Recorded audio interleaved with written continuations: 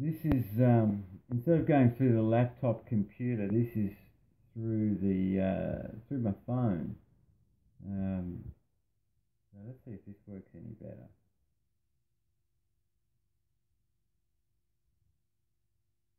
No one's jumped on yet, so maybe it's not working very well.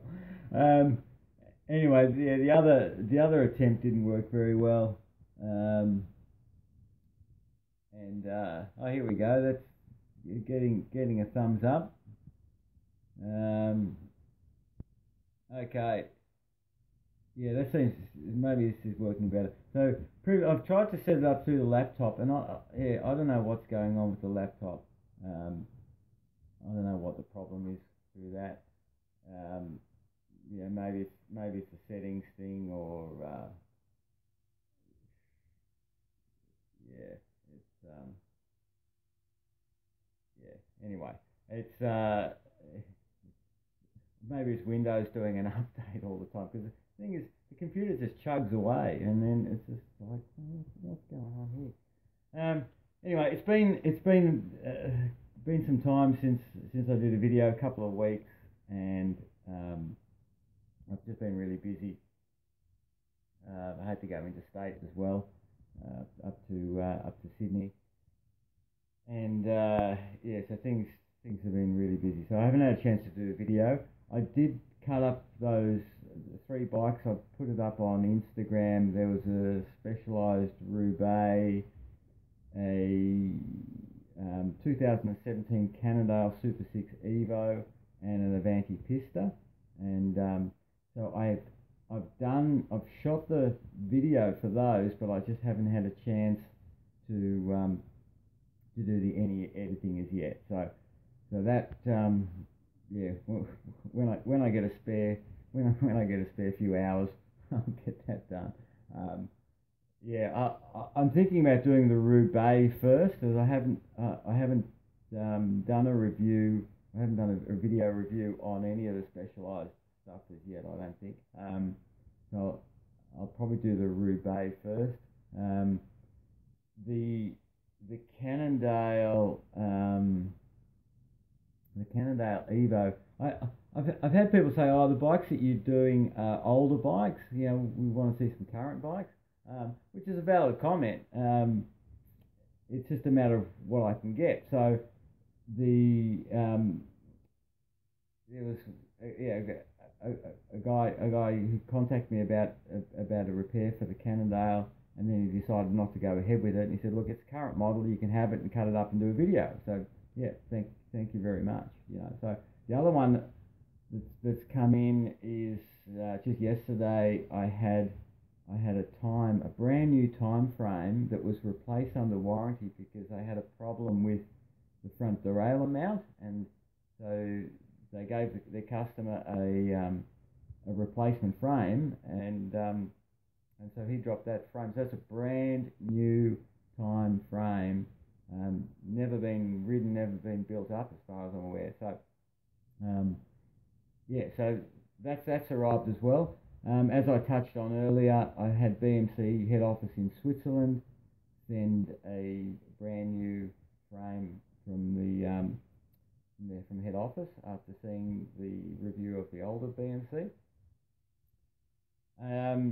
Yeah, so I'll get to that when I get a chance as well.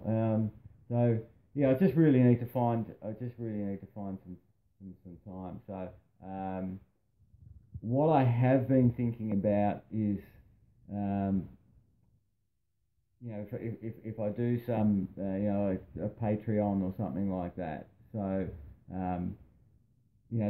at the moment, the way, the reality is that I can only do this in spare time. If I have Obviously, if I have paid jobs, they take a priority over doing a video. So um, if you're paying me to repair your bike, um, you'd rather me do that than be doing videos and then you're without a bike. So the priority is obviously with my customers. So what I mean, one of the things I was thinking about, and I'm putting it out there now, is to do like a Patreon type thing where if I can allocate a day, a day a week or a day a fortnight or whatever, however it works. If I can allocate that time to do that stuff, then I can do it. So so that's sort of one of the things. I've been thinking, and so just putting that out there. I did. I mean, this weekend is the NABS weekend, which originally I did intend to go, but with all the projects and the work that I've got on, it just wasn't feasible this time. So, but there was some support from you guys to support me on that, which is so it was really appreciated. So, so if there's as I said, I'll try and get these frame reviews. I'll probably do the specialised rebate first, and then get to these others when I get a chance. So so give me some feedback on the Patreon type stuff. I'm not familiar with any of that stuff. I'm a carbon fibre and quality sort of engineering guy, not a not a marketing brand or marketing machine or all that sort of stuff. So I'm just trying to keep things straight down the line. So here we got some questions. What's the worst brand for defects? I've heard Cervelos have lots of problems. Look, I don't like making generalizations because there can be design problems and there can be manufacturing problems, and both can be resolved and both can be a little bit variable. So and with the brands, to say, so for instance, to say Cervelo, across the brand, well, they have different bikes made in different factories, and so you can get different quality on a different model. So you can't really make blanket statements just like, if you buy brand X, it's going to be a rubbish bike. It doesn't really work like that. So you get variations in all sorts of stuff. So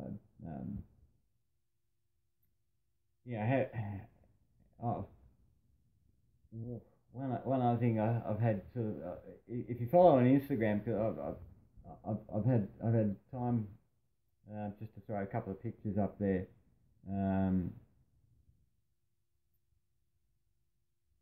Hi Sergio.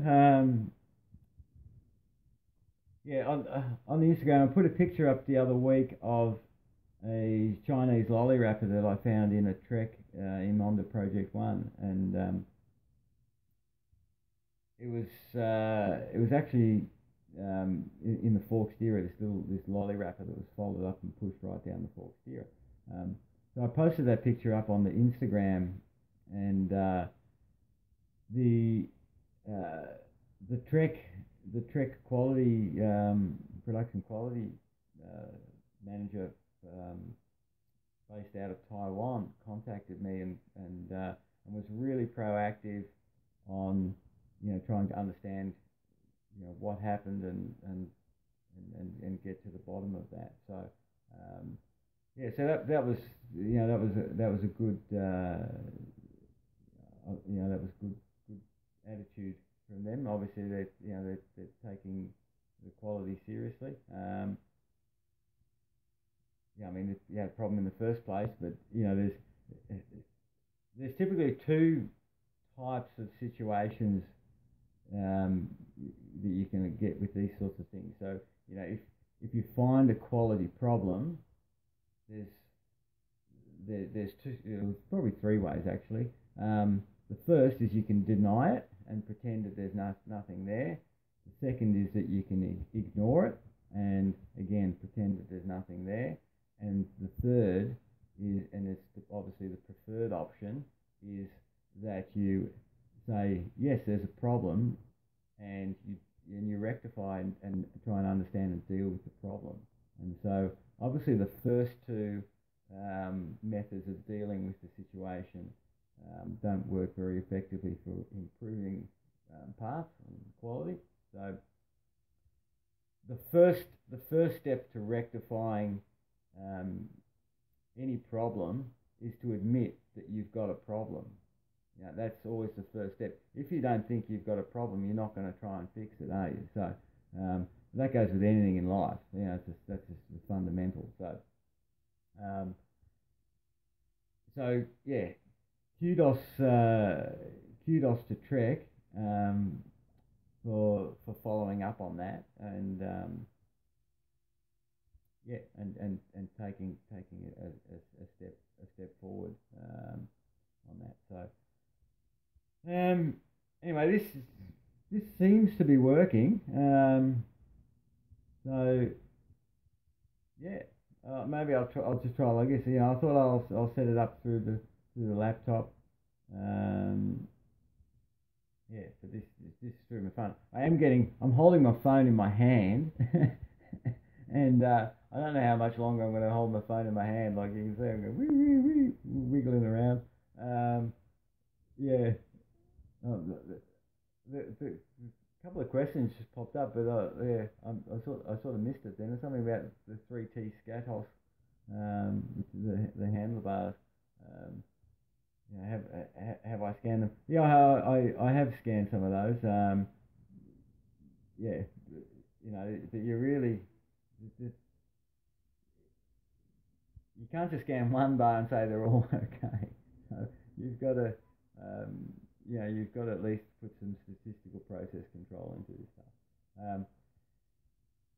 Yeah. Anyway, it is. It's Saturday morning here, and I'm going to go for a bike ride. I've been that busy. I haven't had a chance to get out on the bike for the best part of 2 weeks either, since probably last Sunday. So I'm going to head out for a ride, head out for a mountain bike ride now. So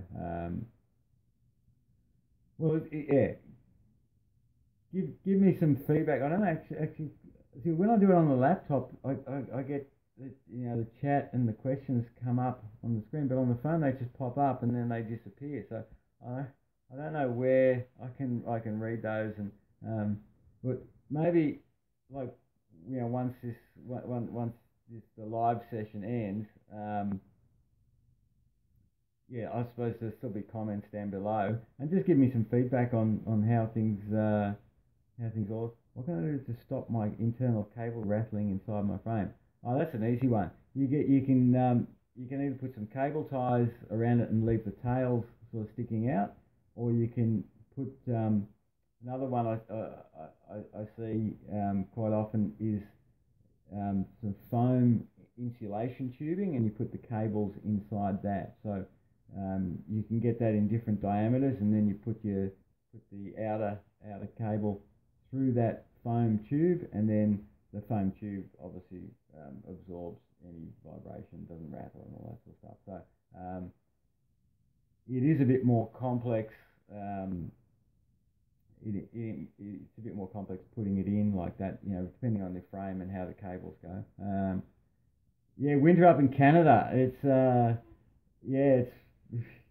mean, we don't get anything like that. But I was in Canada years and years ago, but in summer, and it was beautiful. Like, we're in the Toronto region. I was rowing actually, and we're at St. Catharines, sort of around the Toronto area, and it was 25, 30 degrees Celsius, beautiful days. And I was talking to a local guy, and I said, what temperature does it get down here in winter? And he goes, oh, last year we had a cold winter, and it was it was -40, and it was like, oh, geez, that's pretty cold. So, yeah. When could we see a steel frame being cut up? Yeah, it's not really what I do. There's not really much. I mean, you're not going to see laminate voids or anything like that in the steel frame. So, yeah, it's not really what I'm interested in. And I suppose that's an interesting point, because when you buy a steel bike, and the steel tubes are made in a foundry, and all that quality control is done in the foundry, and so the frame builder is either welding or brazing with lugs, or fillet brazing, whatever, is putting the bike together like that. So, but for the main bit of the tube, the main bit of the tube will just be all that quality control is done in the foundry. Whereas in a carbon frame, the whole thing is done.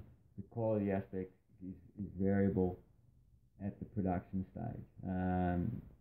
Yeah, so big difference. A Bianchi, yeah. I think I've got one somewhere. I think, look, I have over 100 bikes. Yeah, and as I said earlier, it's just a matter of being able to allocate time to do this stuff. So,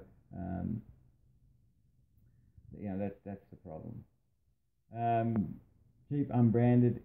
Yeah, look, I have seen some of those come in over the time, and probably the best thing I can say about it is that it's variable. You can get good ones, you can get bad ones. You've got no comebacks. If you have a bad one, you can be lucky and get a good one. So, that's it's that variability, and you don't know. I mean, and that's just from a process point of view. Even that, you don't know what the fiber type is, what the resin type is. So they could be using lower quality resins.